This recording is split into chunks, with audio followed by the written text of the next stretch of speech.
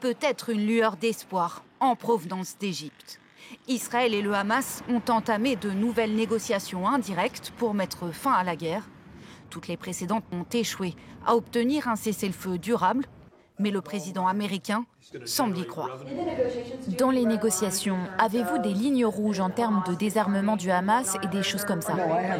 Non, j'ai des lignes rouges. Si certaines choses ne sont pas respectées, nous ne le ferons pas. Mais je pense que nous progressons très bien et je pense que le Hamas a accepté des choses très importantes.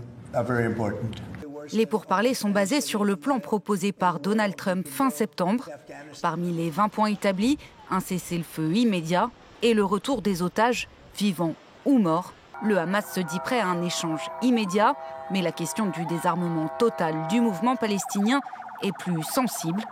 Et quant au retrait des troupes israéliennes, c'est Benyamin Netanyahou qui fait de la résistance. J'espère, avec l'aide de Dieu, que dans les prochains jours, nous pourrons annoncer le retour de tous nos otages, vivants ou décédés, en une seule fois. Tandis que nos soldats resteront profondément implantés dans la bande de Gaza et dans les zones de contrôle.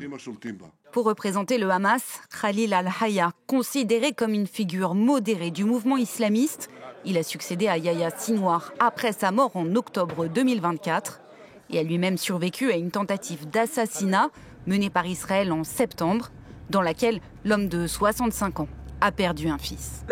Je ne fais aucune différence entre mes fils et n'importe quel enfant palestinien de Gaza tué par l'occupation, car tous sont morts à cause des crimes de l'occupation.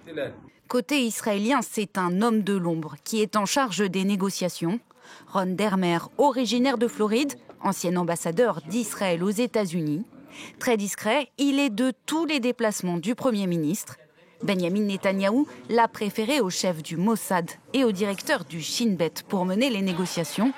Un choix qui ne serait pas étranger au rôle clé joué par Ron Dermer dans les bonnes relations entre l'État hébreu et les États-Unis.